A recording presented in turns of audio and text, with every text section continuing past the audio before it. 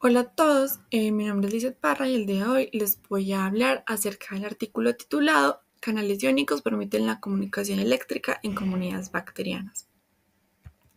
Básicamente, este artículo, publicado por Nature en 2015, busca principalmente analizar el papel de los canales iónicos del potasio en la comunicación eléctrica en el cultivo de bacterias. Eh, bueno, para esto se utilizó un cultivo de Bacillus subtilus y se utilizó también la herramienta que vemos a la izquierda, que es una plataforma de microfluido, y allí dentro se tiene una micropelícula que es como una comunidad organizada que contiene miles de bacterias densamente empaquetadas. Esta comunidad puede mostrar una gran coordinación espacial que se puede visualizar macroscópicamente. Aún así, sigue sin estar claro cómo las bacterias microscópicas podrían comunicarse entre ellas de una forma eficaz si están a grandes distancias, pues a grandes distancias microscópicas. Entonces, para ello, tenemos como conocimientos previos que en esta comunidad se dan unas oscilaciones metabólicas. Entonces, estas oscilaciones son desencadenadas por la limitación de los nutrientes. Resultan en interacciones de largo alcance entre células internas de la micropelícula y células periféricas. Las oscilaciones se pueden ver mejor en la figura C con un colorante fluorescente de tioflamina T. Entonces, sabemos que la biopelícula se detiene periódicamente, lo que aumenta la disponibilidad de nutrientes para las células interiores que están protegidas. Entonces, curiosamente, podemos hablar de que las células interiores y periféricas compiten por el glutamato y comparten el amonio. Ambos son metabolitos cargados, el glutamato de forma negativa y el amonio de forma positiva. Esta captación y retención se sabe que depende del potencial eléctrico de la membrana. Por lo tanto, para este punto, la pregunta es si la coordinación metabólica entre las células distantes dentro de la biopelícula también podría implicar una forma de señalización electroquímica. Como ya les había hablado, la coloración de la figura C se debe al colorante catiónico fluorescente tioflamina T. Sabemos que la fluorescencia de la THT aumenta cuando el interior de la célula se vuelve más negativo. Entonces, las células con un potencial de membrana negativo retienen más THT. Y por lo tanto, la THT está inversamente relacionada con el potencial de membrana.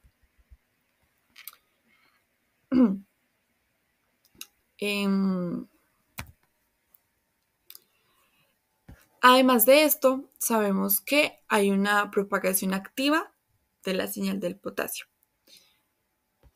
Es decir, que en el cultivo de B. subtilis se utiliza un mecanismo de transporte de potasio activo. Esta concentración intracelular del potasio se dice que es aproximadamente de 300 milimolar. En consecuencia, como la concentración del potasio eh, es intracelular, es como 40 veces la concentración en el medio externo, se genera un gradiente de potasio y de esta forma se aumentaría la concentración extracelular del potasio y se generaría, por tanto, un potencial de membrana. Para esto se utilizó un tinte químico fluorescente del potasio, que lo vamos a llamar APG4. En la figura A podemos ver una comparación entre el cultivo como tal, el cultivo con la coloración del THT y con la coloración del APG4. Las oscilaciones que vemos de forma global de APG4 se correlacionan con el potencial de membrana, lo que sugiere que las oscilaciones del potencial de membrana podrían involucrar la liberación de potasio. Además, se probó directamente que las oscilaciones en el potencial de membrana eran impulsadas por el flujo de potasio a través de la membrana celular. Específicamente, se fijó el flujo neto de potasio a través de la membrana celular, suplementando el medio de crecimiento con 300 milimolar de KCl, que coincidía con lo que ya habíamos mencionado de la concentración intracelular de potasio. Entonces, cuando se aplica esta fijación química del potasio, las oscilaciones en el potencial de membrana se detuvieron abruptamente. Diferencias entre la señalización pasiva, que sea por difusión, y la señalización activa pueden ser variables importantes para este estudio. Entonces, en pantalla vemos pues la comparación.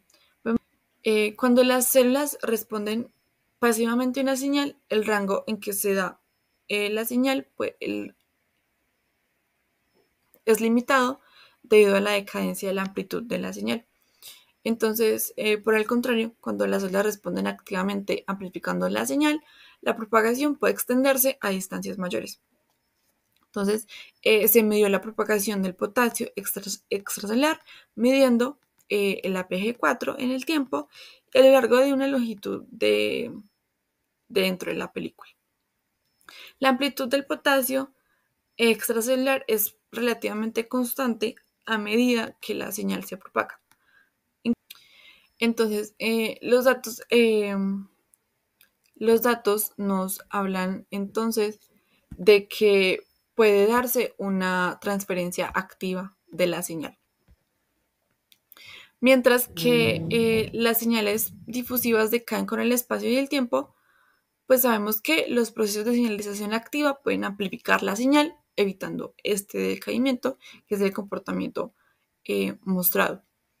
Ahora, digamos que se quiere explorar también el papel de JUC-O, que es el único canal de potasio descrito experimentalmente en B subtilis.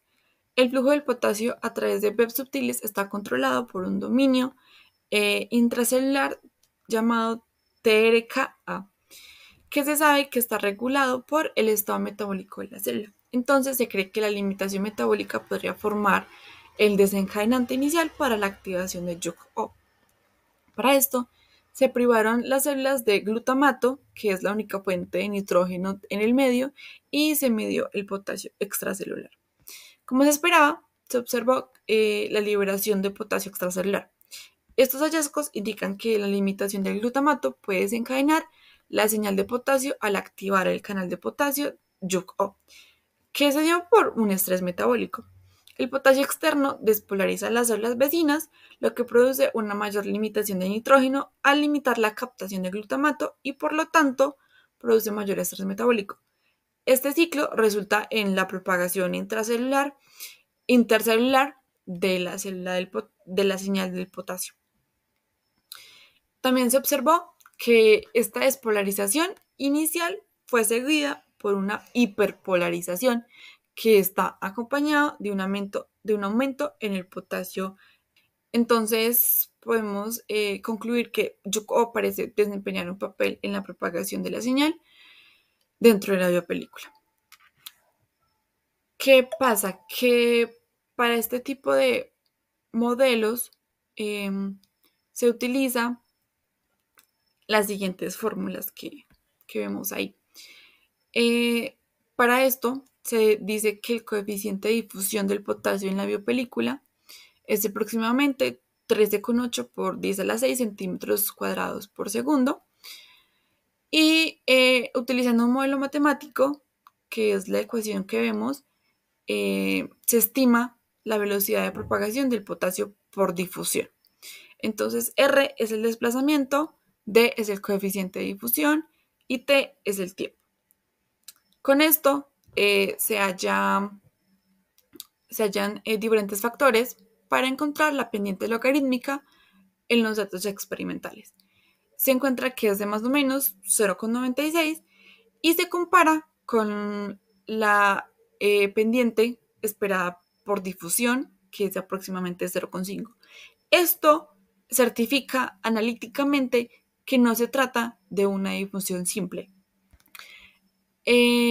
También para estimar la disminución exacta de la amplitud por difusión, utilizamos esta fórmula que vemos en la otra fórmula que vemos en pantalla. Entonces, ¿cómo se comprobó todo esto? Todo esto se comprobó por un modelamiento matemático. Entonces, para determinar si el mecanismo propuesto en el canal de potasio es suficiente para explicar los pulsos de propagación de actividad eléctrica observados, se recurrió a un modelo basado en la conductancia mínima que describe la dinámica del potencial de membrana de la célula en términos de un solo canal de potasio y una corriente de fuga.